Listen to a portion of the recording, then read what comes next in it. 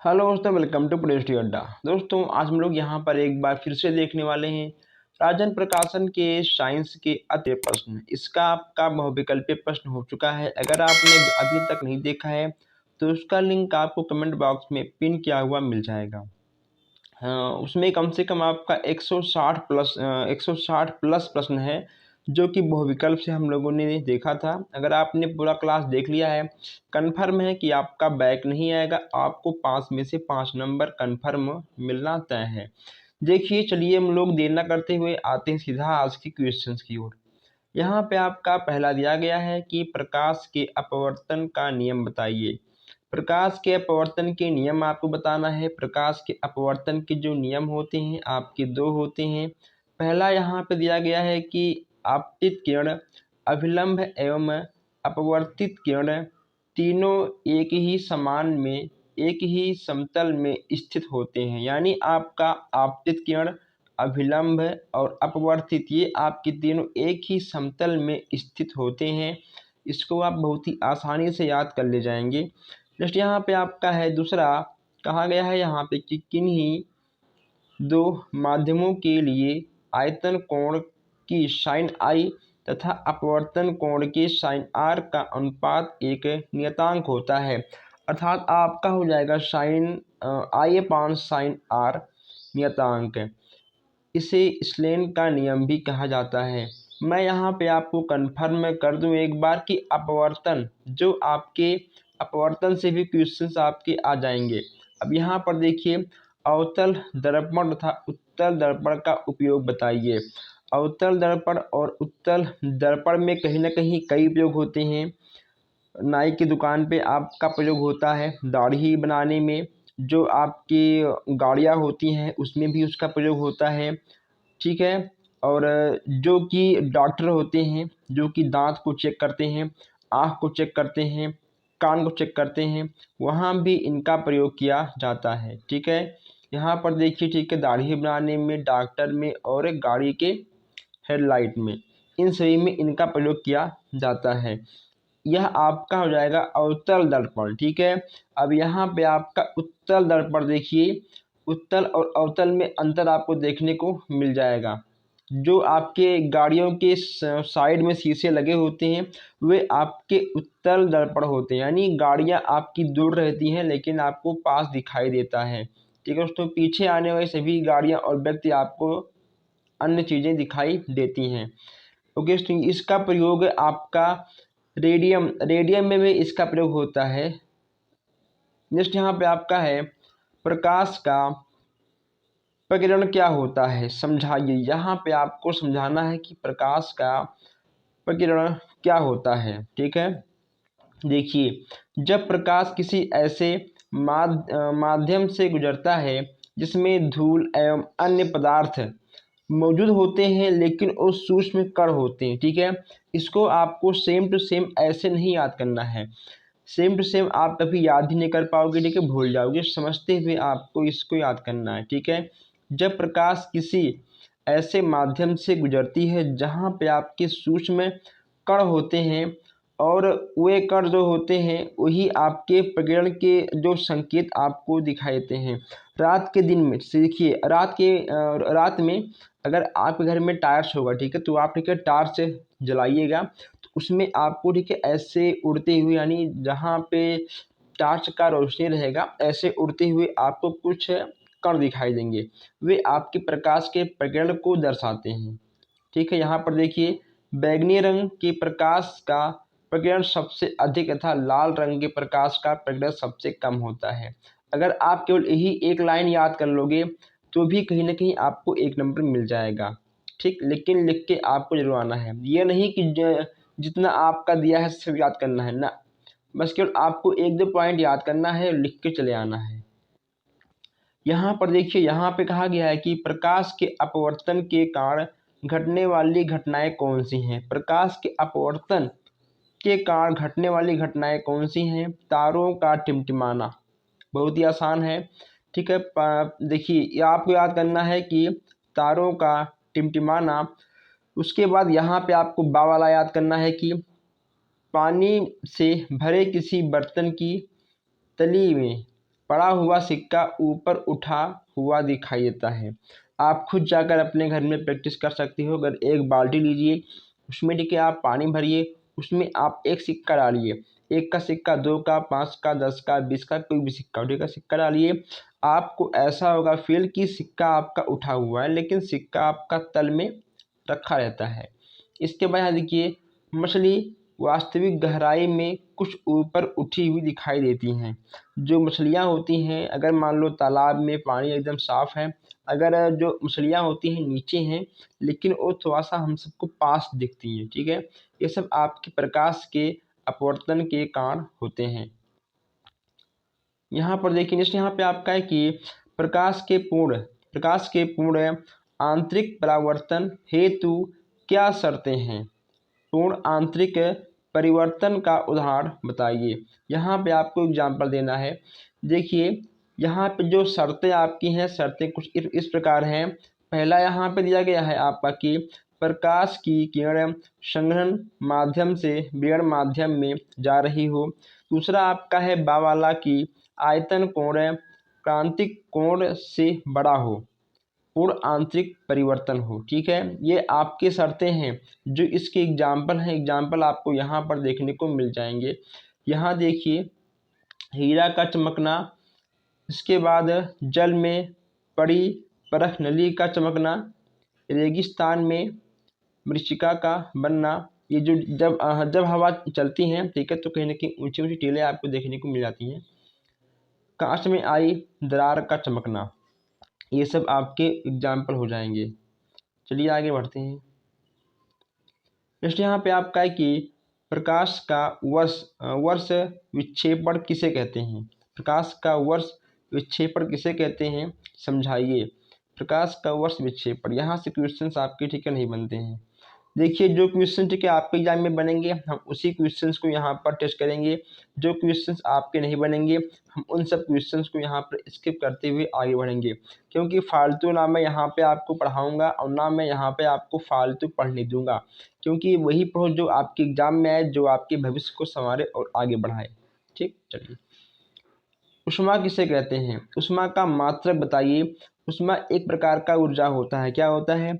ऊष्मा आपका एक प्रकार का ऊर्जा होता है। यह वह ऊर्जा है जो किसी एक वस्तु से दूसरे वस्तु में तापांतरण के कारण स्थानांतरित होती है। किसी वस्तु में निहित ऊष्मा उस वस्तु के द्रव्यमान पर निर्भर करती है। वह आपका ऊष्मा और ऊष्मा का मात्रक होगा। देखिए, ऊष्मा का मात्रक जो होता है कि जूल होता है। क्या होता है? ऊष्मा का मात्रक आपका हमेशा जूल होता है। अगर पूछ लेगा आपसे कि एक कैलोरी बराबर क्या होगा, 4.186 जूल ऊष्मा होगा। अब यहाँ पर देखिए, यहाँ पर दिया गया है कि 1 कैलोरी से आप क्या समझते हैं? जब 1 ग्राम जल का ताप 1 सेल्सियस बढ़ने के बाद आवश्यकता ऊष्मा की मात्रा को 1 कैलोरी कहते हैं। यानी आपका 4.186, इसको आपको याद करना है, ठीक है। यहाँ से क्वेश्चंस आपके एग्जाम में बन सकते हैं। अब यहाँ देखिए, पूछा गया आपसे कि ताप किसे कहते हैं? ताप मापने हेतु किस उपकरण का प्रयोग किया जाता है? ताप किसे कहते हैं? अगर हमको ताप नापना है तो हम किस उपकरण का उपयोग करेंगे, ये भी यहाँ पे आपसे कहा गया है, बताइए। ठीक है, कहाँ पे गया, ये देखिए, ठीक है। ताप किसे कहते हैं? ताप वह भौतिक कारण है जो एक वस्तु से दूसरे वस्तु में ऊष्मीय ऊर्जा के प्रवाह की दिशा निश्चित करता है। अर्थात जिस कारण से ऊर्जा का स्थानांतरण होता है उसे ताप कहते हैं। देखिए, जो यहाँ पे आपको अर्थात दिया गया है उसे आपको याद नहीं करना है। आपको इतना याद करना है कि ताप वह भौतिक कारण है जो एक वस्तु से दूसरे वस्तु में ऊष्मीय ऊर्जा के प्रवाह की दिशा निश्चित करता है। उसे ताप कहते हैं। क्या कहते हैं? उसे ताप कहते हैं। और जो आपका ताप मापने का यंत्र है उसे तापमान या फिर तापमापी नामक यंत्र से जानते हैं, ठीक है। ताप मापन या तापमापी, ठीक है। तापमापी आप याद कर लेंगे, सबसे अच्छा रहेगा। ठीक, तो ऐसे आपको याद करते हुए आगे बढ़ना है। यहाँ पे आपका दिया गया है कि ताप मापने के पैमाने क्या क्या हैं, इसका आपस में संबंध बताइए। देखिए जो आपके पैमाने हैं, ठीक, उसको आपको याद करना है। जो संबंध है, संबंध आप मत याद करिए, कोई इशू नहीं है, ठीक है, कोई दिक्कत नहीं है। पैमाने आपके एग्ज़ाम में बहुत ही कम ही आते हैं, लेकिन हाँ जो जो इसके संबंध हैं वह आपसे बहुत ही कम पूछता है, लेकिन जो इसके पैमाने हैं, पैमाने ज़रूर आपके आ जाएंगे। तो उसको ठीक है आप यहाँ से देख कर याद कर सकते हैं। परम शून्य ताप किसे कहते हैं? बहुत ही अच्छा प्रश्न है यहाँ पे। परम शून्य ताप किसे कहते हैं? किसी भी वस्तु का ताप -273 सेल्सियस से कम नहीं हो सकता, इसे परम शून्य ताप कहा जाता है। केल्विन पैमाने पर जीरो के लिखते हैं, अर्थात जीरो के बराबर -273 सेल्सियस, यानी 0 सेल्सियस बराबर 273 के। ठीक है, तो केवल जो आपके परम शून्य ताप किसे कहते हैं उसको आपको याद कर लेना है। और यहाँ पर देखिए विशिष्ट ऊष्मा क्या है, यहाँ से क्वेश्चंस आपके एग्जाम में ठीक है बन जाते हैं। विशिष्ट ऊष्मा क्या है और मात्रक यहाँ पे आपको बताना है। किसी वस्तु की विशिष्ट ऊष्मा, ऊष्मा की वह मात्रा है जो उस पदार्थ के एकांक, देखिए यहाँ पे एकांक तापमान में एकांक ताप वृद्धि उत्पन्न करती है, इसे प्रायः C से व्यक्त करते हैं। विशिष्ट ऊष्मा को आप किससे व्यक्त करते हैं? विशिष्ट ऊष्मा को आप हमेशा C से व्यक्त करते हैं, ये भी यहाँ पे आप लोग जान लीजिएगा। मात्रक यहाँ पर देखिए, मात्रक यहाँ पूछा गया आपसे, मात्रक आपका हो जाएगा जूल किलोग्राम कैलोरी, इतना आपको याद कर लेना है। जूल किलोग्राम पावर -1 कैलोरी -1, इससे बहुत अजीब मात्रक है भाई। ठीक, देखिए जो भी है, ठीक, आपको इसको याद कर लेना है और आगे आपको बढ़ जाना है।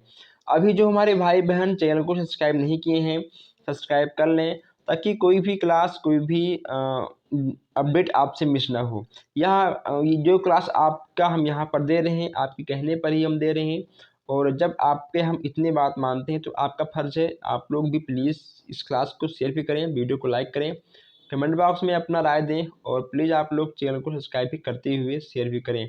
यहाँ पर देखिए, यहाँ पे आपका राजन का 3rd सेमेस्टर का क्लास चल रहा है, साइंस का है आपका। यहाँ पर देखिए, यहाँ नेक्स्ट आपका पूछा गया है कि ऊष्मा का संचरण क्या है, इसकी कितनी विधियां हैं। ऊष्मा के संचरण के विधियों के बारे में यहाँ पूछा गया है।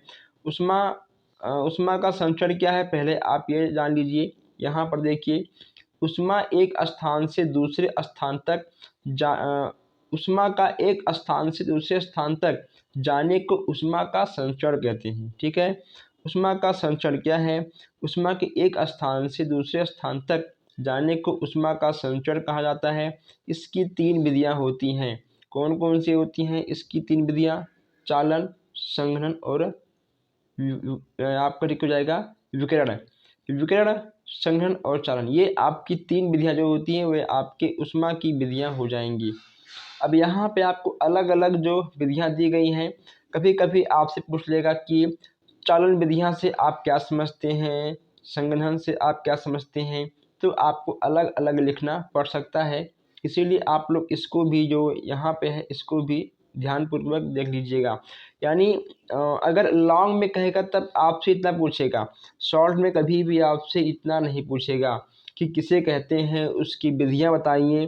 ठीक है, देखिए इसमें कहीं जो आपका प्रश्न है, ज़रा आप प्रश्नों को देखिए। जो आपका यहाँ प्रश्न है, बस केवल प्रश्न आपसे पूछा गया है कि ऊष्मा का संचरण क्या है, इसकी कितनी विधियां हैं। ठीक है, तो बस केवल आपको संचरण लिखना है, जितनी विधियां हैं आपको उसको लिखना है। ठीक है, आपको इन सबको नहीं लिखना है, टाइम आपको बिल्कुल बर्बाद नहीं करना है। बस केवल आपको 55-60 मिनट का टाइम मिलता है, उसमें जो विधियों के नियम है उसे आपको कभी नहीं लिखना है। ठीक है, आप इन बातों को ध्यान दीजिएगा, वरना आप कहो कि इसमें लिखा गया है तो हम भी एग्जाम में लिख कर आएंगे ना, ऐसा नहीं करना। आपको ऐसा करोगे तो आपका टाइम खराब होगा और नंबर तो आपको एक ही मिलना है। ठीक है, बस के लिए यहाँ पे आपको समझाने के लिए दिया गया है, ना कि इसको आपको एग्जाम में लिखना है। ठीक है, इसीलिए हमने इसको यहाँ पर आपको समझा दिया है। देखिए प्रकाश क्या है? निर्यात में प्रकाश की चाल क्या होती है? प्रकाश एक प्रकार का ऊर्जा है। क्या है? प्रकाश एक प्रकार की ऊर्जा है जो विद्युत चुंबकीय तरंगों के रूप में संचारित होती है। प्रकाश की तरंगदैर्घ्य 3900 हर्ट्ज से 7800 हर्ट्ज के मध्य होती है। निर्वात में प्रकाश की चाल जो होती है 3 × 10⁸ m/s होती है। ठीक, इसको आपको याद करना है। प्रकाश क्या है, जरूर आप इसको याद करिए क्योंकि यहाँ से क्वेश्चन आपके टिक बन जाते हैं। प्रकाश क्या है, फिर से आप लोग एक बार देखिए। प्रकाश एक प्रकार की ऊर्जा होती है जो विद्युत चुंबकीय तरंगों के रूप में संचारित होती है। ठीक है, बस आपको इतना याद करना है। ये आपकी प्रकाश क्या है, इसके आंसर आपको यहाँ पर मिल जाएंगे। दाब क्या है, इसका सूत्र आपको देना है। दाब बराबर बल अपान क्षेत्रफल यानी P बराबर F/A।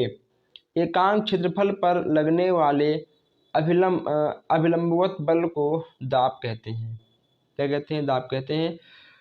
जो देखिए इसमें आपका दाब किसे कहते हैं, सूत्र और ठीक है मात्रक, यानी एक क्वेश्चन में 3 क्वेश्चन है। मात्रक जो इसका होता है न्यूटन प्रति मीटर स्क्वायर। आपको इन तीनों को याद करना है। ठीक है, इन तीनों में से आपका 1 या 2 क्वेश्चन कन्फर्म आ जाएगा। तीनों आपसे एक साथ कभी नहीं पूछेगा, ये आप यहाँ पर ध्यान दीजिएगा। दैनिक जीवन में दाब का प्रभाव बताइए। दैनिक जीवन में यहाँ पे आपको दाब का प्रभाव बताना है। ठीक है, देखिए दाब से यहाँ पे हर काम होता है, दाब के बिना आपका कोई भी काम नहीं हो सकता। यहाँ पर देखिए, यहाँ पूछा गया है कि वायुमंडलीय दाब क्या होता है। तो ये जो यहाँ पे आपका लिखा गया है ऊपर 2 लाइन, आपको इसको छोड़ देना है, उसको आपको नहीं पढ़ना है ना आपको याद करना है। बस केवल आपको मतलब इससे होना चाहिए। जितना पूछे उतना आप बताओ, फालतू बताने से लिखने से कोई फ़ायदा नहीं। ठीक है, 1 नंबर का प्रश्न है, आपको 1 ही नंबर मिलेगा, चाहे आप उसको 1 पेज में लिखो तब भी। यहाँ देखिए, यहाँ पे कहा गया है कि वायुमंडल के कारण पृथ्वी की सतह पर जो दाब लगता है उसे वायुमंडलीय दाब कहते हैं। आपको इतना लिखना है और यहाँ से आपको स्पष्ट कर देना है, आगे बढ़ जाना है। ऐसे क्वेश्चंस आपको लिखना होगा। अब यहाँ पूछा गया है आपसे कि वायु दाब का मापन कैसे किया जाता है, प्रमाणित वायु दाब किसे कहते हैं। यहाँ देखिए, सतह के एकांक क्षेत्रफल पर लगने वाले वायुमंडल की वायु के भार से वायुदाब का मापन ज्ञात किया जाता है। ठीक है, वायुदाब बराबर आपका क्या होता है, न्यूटन में अपान मीटर स्क्वायर, यानी वायु स्तंभ का भार अर्थात क्षेत्रफल। अब यहाँ देखिए, दाब का मापन वायु दाब मापी के द्वारा किया जाता है। ठीक है दोस्तों, यहाँ से भी क्वेश्चन आपको मिल गया कि वायु का मापन किससे होता है, वायु दाब मापी से किया जाता है। जितना पूछे उतना लिखो और आगे बढ़ते रहो। कोई भी क्वेश्चन आपका एग्जाम में छूटेगा नहीं और आखिर आपका अच्छा नंबर आपको मिलेगा। सूक्ष्म जीव किसे कहते हैं, समझाइए। सूक्ष्म जीव वे जीव होते हैं जिनको हम सूक्ष्मदर्शी के द्वारा देख सकते हैं। सूक्ष्म जीवों को हम लोग नंगे आँखों से नहीं देख सकते हैं। ठीक है, यानी हम लोग ऐसे ही नॉर्मल आँखों से नहीं देख सकते हैं। सूक्ष्म जीव को हम लोग सूक्ष्मदर्शी से ही देख पाते हैं। यही यहाँ पे आपका दिया गया है। जैसे ठीक है, आपका हो गया अमीबा, पैरामीशियम, ठीक है, विषाणु, जीवाणु, ये सब आपके सूक्ष्म जीव के अंतर्गत ही आते हैं। आइए नेक्स्ट यहाँ पूछा गया आपसे कि प्रकाश के परावर्तन के नियम के संक्षेप में बताइए। प्रकाश के परावर्तन के नियम को यहाँ पे आपको संक्षेप में बताना है। यहाँ देखिए, कहा गया है आपसे कि प्रकाश के चिकने पृष्ठ से टकराकर वापस उसी माध्यम से लौटने की घटना को प्रकाश का परावर्तन कहते हैं। जैसे कि इसके आपके 2 नियम हैं। पहला आपसे पूछा गया है कि आपतित किरण आपतन बिंदु पर अभिलंब तथा परावर्तित किरण एक ही तल में होता है। जस्ट यहाँ पे आपका है कि आपतन कोण परावर्तन कोण बराबर होता है। ठीक है, ये दो आपको यहाँ पे याद करना है। प्रकाश का अपवर्तन क्या है, समझाइए। प्रकाश का अपवर्तन क्या है समझाइए। यहाँ से आप लोग देख सकते हैं, जब प्रकाश की किरणें एक माध्यम से दूसरे माध्यम में प्रवेश करती हैं तो दोनों माध्यमों को पृथक करने वाली तल को अभिलंब आपतित होने पर बिना मुड़े सीधे निकल जाती हैं, परंतु तिरछी आपतित होने पर वे अपनी मूल दिशा में विचलित हो जाती हैं। इस घटना को प्रकाश का अपवर्तन कहा जाता है। क्लियर। चलिए, यहाँ पूछा गया आपसे कि जीवाणु की संरचना बनाइए। आपको फिगर को बनाना होगा, लेकिन जीवाणु की संरचना नहीं आता है।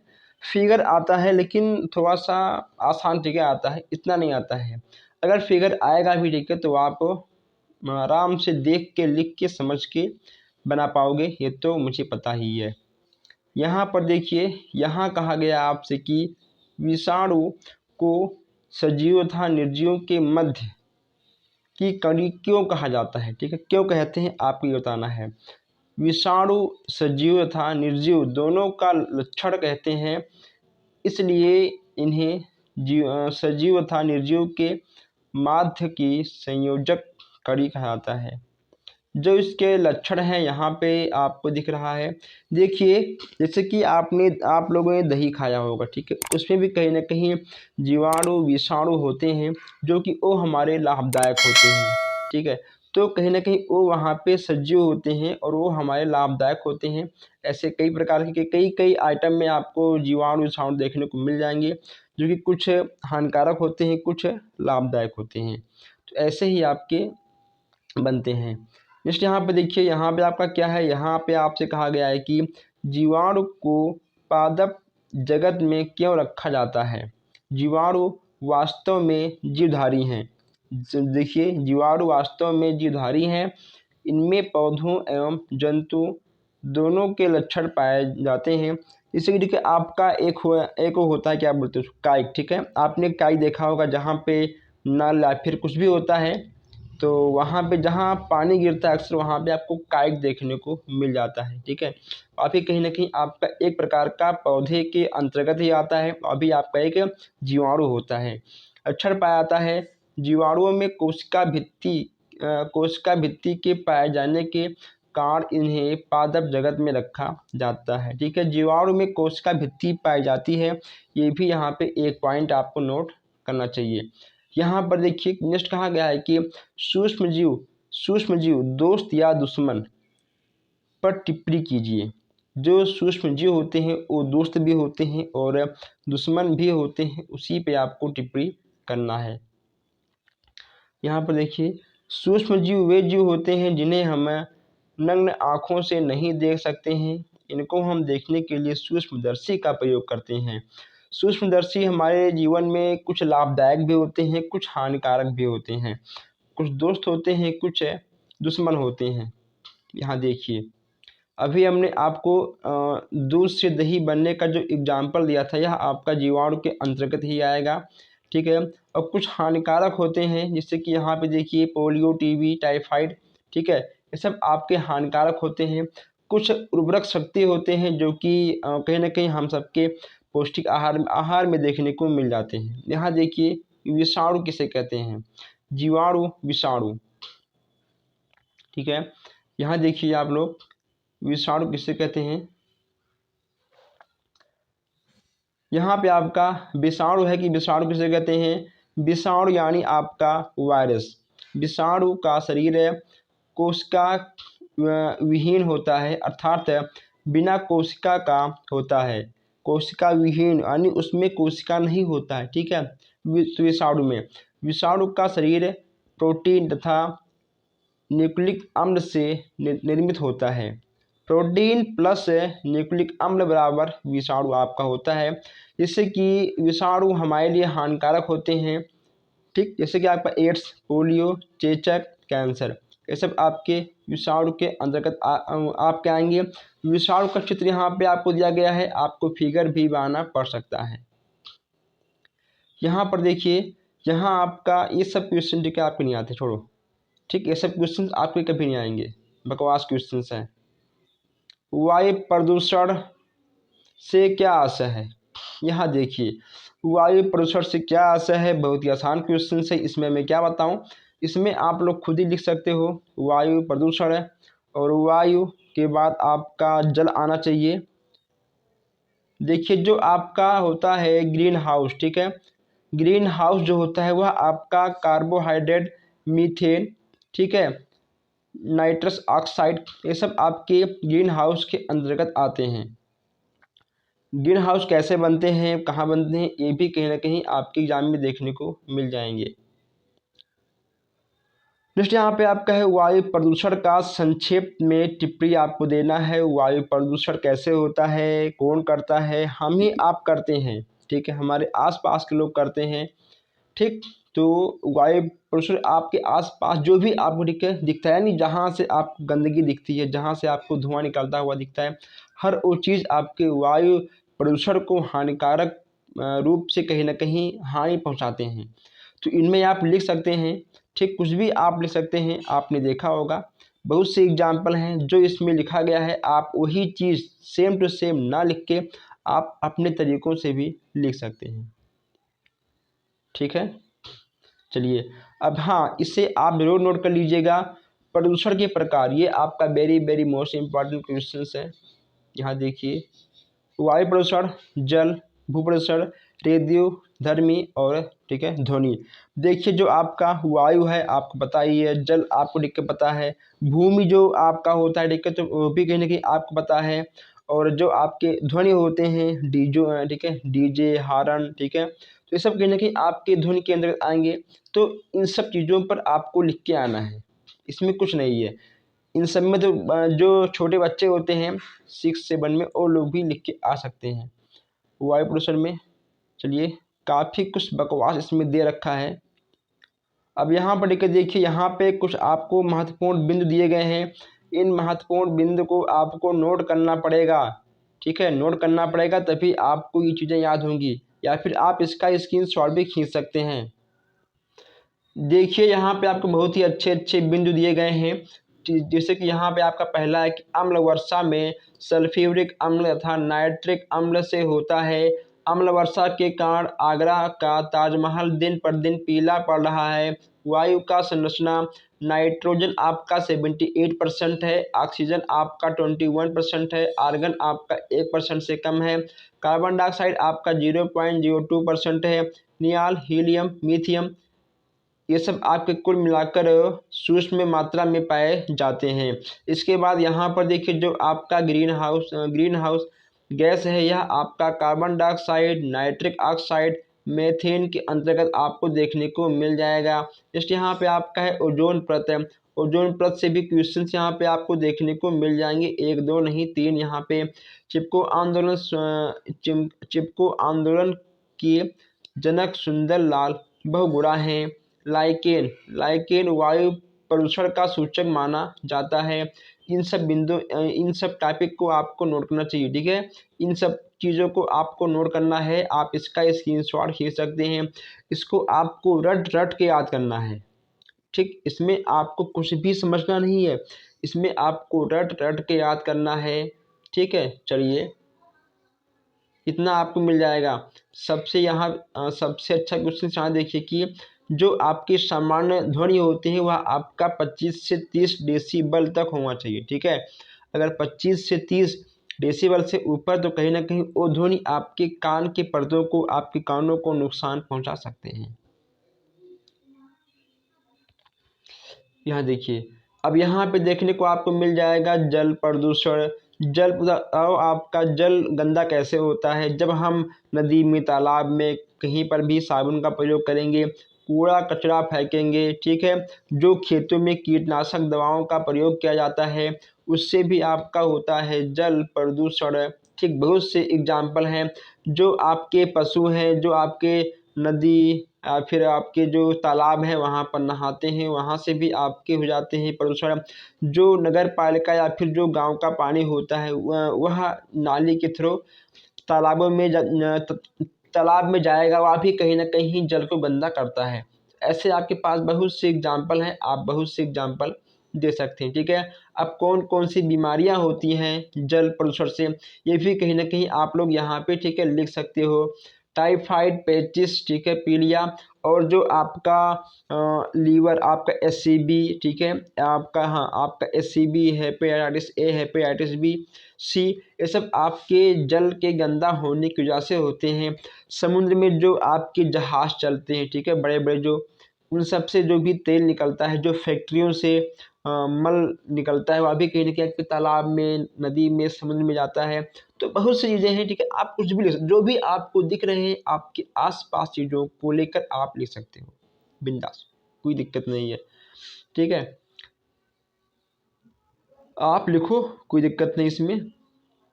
और इम्पॉर्टेंट क्वेश्चन यहाँ पे आपके कौन कौन से हैं, यहाँ पर देखिए, यहाँ पे आपको ये क्वेश्चन बहुत ही अच्छा मिला है।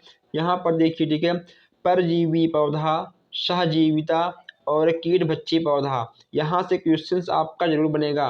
ठीक है, इन क्वेश्चंस को आपको नोट करना होगा। इसको देखते हैं, यहाँ पे कहा गया है कि परजीवी पौधे, परजीवी पौधे वे पौधे जो जीवित पौधों से भोजन प्राप्त करते हैं और उनमें रोग उत्पन्न करते हैं, परजीवी पौधे कहलाते हैं। अमरवेल और चंदन, ये आपके दो दो आपको याद करना है। अब यहाँ देखिए सहजीविता, जब दो जीवधारी एक साथ जीवन व्यतीत करते हैं और दोनों को लाभ मिलता है तो इस संबंध को सहजीविता कहते हैं। और ऐसे जीवों को सहजीवी जीव भी कहते हैं, जैसे आपका शैवाल और कवक, ये आपके हो जाएंगे। कीट भक्षी पौधे कीटों को क्यों खाते हैं, क्योंकि उनमें नाइट्रोजन की कमी होती है, उसको पूरा करने के लिए वो कीड़ों को खाते हैं, और जहाँ पर कमी होती है नाइट्रोजन की, वहीं पर ये पौधे उगाते हैं। ठीक है, चलिए आगे बढ़ते हैं। अपवर्तकाल एवं आवृत्ति के परिभाषा करते हुए इनमें संबंध बताइए। इससे क्वेश्चंस उतना नहीं बनता है। आवर्त गति तथा, यहाँ से टिके देखिए, यहाँ से क्वेश्चन टिके आपके बन जाएंगे। आवर्त गति तथा दोलन गति की गति को परिभाषित कीजिए। एक निश्चित पथ पर, देखिए पहला आपका आवर्त, एक निश्चित पथ पर गति करती हुई वस्तु जब एक निश्चित समय अंतराल के बाद बार बार अपनी पूरे गति को दोहराती है, इस प्रकार की गति को आवर्त गति कहते हैं। यहाँ पर देखिए आप सेकंड वाला,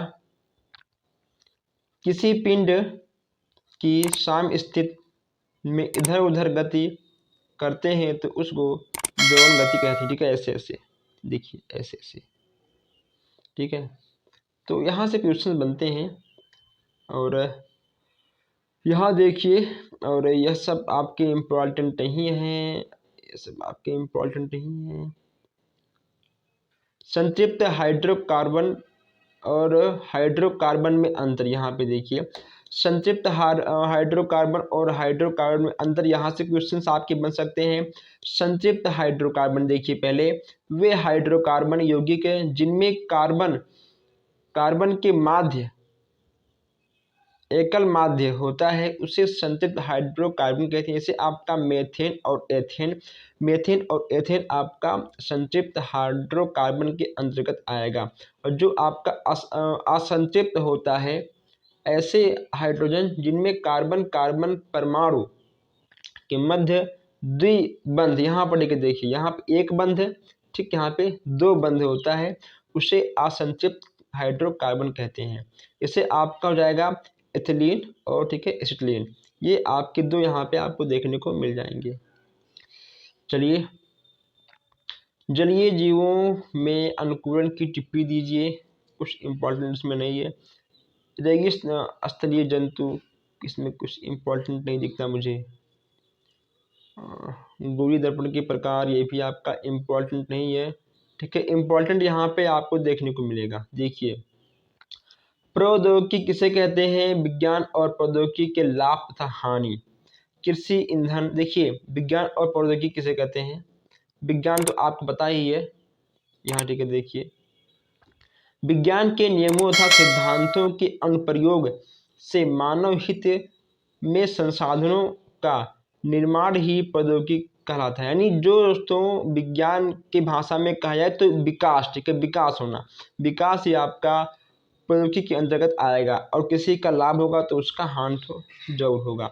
ये सब क्वेश्चंस आपके लॉन्ग में आने वाले हैं, लेकिन इसमें आपके टिका नहीं आने वाले हैं। अलग अलग टॉपिक पे आपसे पूछेगा, मिक्स आपसे कभी नहीं पूछेगा। भोज्य पदार्थ है, ये भी आपका इम्पोर्टेंट नहीं है। जो आपके इम्पोर्टेंट क्वेश्चंस हैं उसी पे हम बात करेंगे, और जो आपके इम्पोर्टेंट नहीं है उस पर हम बात नहीं करने वाले हैं। यहाँ देखिए, ठीक है, यहाँ पे आपका क्वेश्चन वेरी वेरी इंपॉर्टेंट है। प्रतिध्वनि किसे कहते हैं? किसी बड़े खाली हॉल में एक कोने से यदि हम कोई ध्वनि उत्पन्न करें तब वह ध्वनि हमें कई बार सुनाई दे, यानी भन के, ठीक है, आवाज़ भन के कई बार सुनाई देती है। किसी पहाड़ी के सामने जब हम जोर से किसी का नाम लेते हैं या फिर चिल्लाते हैं तो आवाज़ गूंजती है, यानी ठीक आवाज़ जाती है, ठीक है, टकराएगी फिर हमारे पास आएगी, टकराएगी फिर हमारे पास आएगी, उसको बोलते हैं, ठीक है, प्रतिध्वनि। ठीक है। हाइड्रोजन यौगिक क्या होता है, इनके कितने प्रकार होते हैं? केवल कार्बन तथा हाइड्रोजन तत्वों के परस्पर संयोग से बने यौगिक हाइड्रोजन कार्बन कहलाते हैं। ये आपके दो प्रकार के होते हैं, संतृप्त और असंतृप्त। ठीक है, संतृप्त और असंतृप्त हाइड्रोकार्बन ये आपके दो प्रकार के हो जाते हैं। चलिए अब यहाँ देखिए, मधुमेह रोग। मधुमेह के रोगियों को अपनी जीवन शैली में क्या क्या बदलाव करना चाहिए? सबसे पास उन्हें तंबाकू, भांग, गुटखा, ठीक है, ये सब नहीं खाना चाहिए। उन्हें खूब सोना चाहिए, ठीक है, वो खूब सोए, कोई दिक्कत नहीं है। उन्हें अपने शरीर को व्यायाम करना चाहिए कम से कम 1.5 घंटे, ठीक है, सप्ताह में ठीक है, सप्ताह में 1.5 मिनट तक। वही सेम चीज़ है।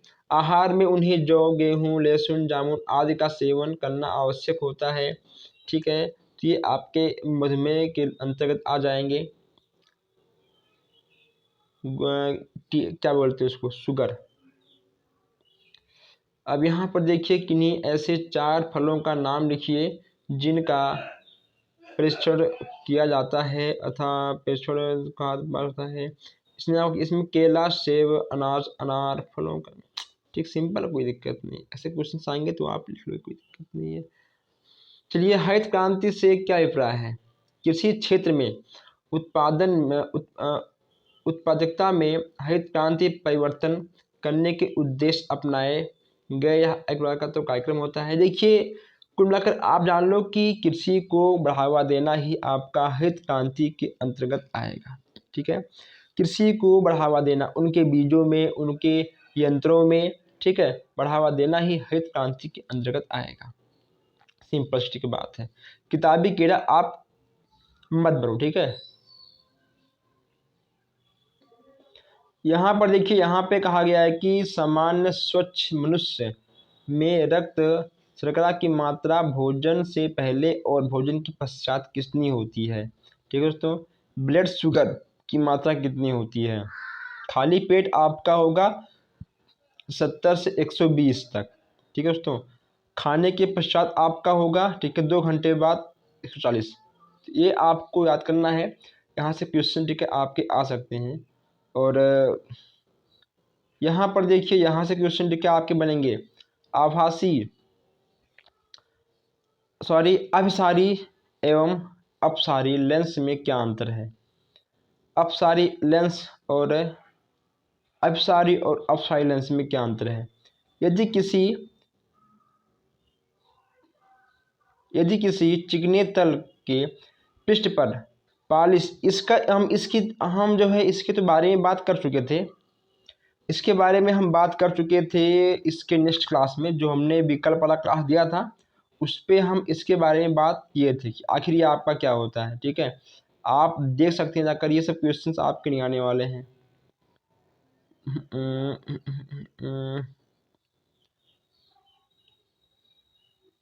यहाँ पर देखिए, इसको आप जरा देख लीजिएगा। अनुकूलन किसे कहते हैं? जलीय एवं मस्तूलीय अनुकूलन के संक्षेप में उदाहरण दीजिए। अपने आसपास के वातावरण में किसी जीव द्वारा स्वयं को ढाल लेना अथवा अथवा या फिर सामंजस्य स्थापित कर लेना अनुकूलन कहलाता है। यानी आप कहीं भी जाते हो, कहीं पर भी कुछ भी करते हो, अगर आप उस माहौल में अपने आप को ढालते हो, यानी आप उसी अनुकूल में, उसी वातावरण में रहते हो, वही आपका अनुकूलन कहलाएगा। ठीक है दोस्तों। तमाम जीवधारी ऐसे होते हैं जिनके कुछ शरीर के लक्षण ऐसे होते हैं जो अपने आप को ढाल नहीं पाते हैं। ठीक है। और कुछ लोग ढाल लेते हैं। तो इन्हीं में कहीं ना कहीं आपका जो अंतर है, अंतर भी आपको देखने को मिल जाएगा। ठीक है। जैसे ठीक है, आपका हो गया मरुस्थल में ऊँट। ठीक है। ऊँट जो है अगर एक बार पानी पिएगा तो वह आपका कहीं ना कहीं कई महीनों तक बिना पानी पिए रह सकता है। लेकिन ठीक है, जो आपका जलीय जंतु होता है, जैसे कि आपका हो गया मछली। मछली अपने गिल्स से सांस लेती है और वह ठीक है पानी के अंदर ही रहेगी, वह बाहर नहीं रह सकती है। ठीक है। तो ऐसे ही अलग अलग टाइप के आपके हो जाते हैं। कार्बन रसायन, इससे उतने क्वेश्चंस नहीं बनते हैं। ठीक है। फिगर आपको जरूर देखने को मिलेगा। ठीक है। एक फिगर आपको जरूर देखने को मिलेगा। इसमें क्या होता है कि इसमें काफ़ी प्रश्न दिए होते हैं। देखिए, अगर पूछेगा आपसे कि तरंगे कितनी प्रकार की होती हैं, तरंगे ठीक है आपकी 2 प्रकार की होती हैं। कौन कौन से होती हैं? अनुप्रस्थ तरंगे और अनुदैर्ध्य तरंगे। ठीक है। ये आपके तरंगे 2 प्रकार की हो जाएंगी। तो ऐसे क्वेश्चंस आपको देखने को मिलेंगे और अधिक कुछ नहीं है इसमें। यहाँ पर देखिए, यहाँ पे आपका है ग्रीन हाउस के बारे में हम बात कर चुके हैं और रॉकेट उड़ाने का सिद्धांत संक्षेप में समझाइए। ठीक है दोस्तों। तो हम लोग यहाँ पर 70 क्वेश्चन तक आज देख चुके हैं। क्लास काफ़ी लंबा जा रहा था, इसलिए हम इसको 2 पार्ट में कर देंगे। ठीक है। इसका आपका एक पार्ट और आएगा जो कि समथिंग 150 प्रश्न के आसपास होगा।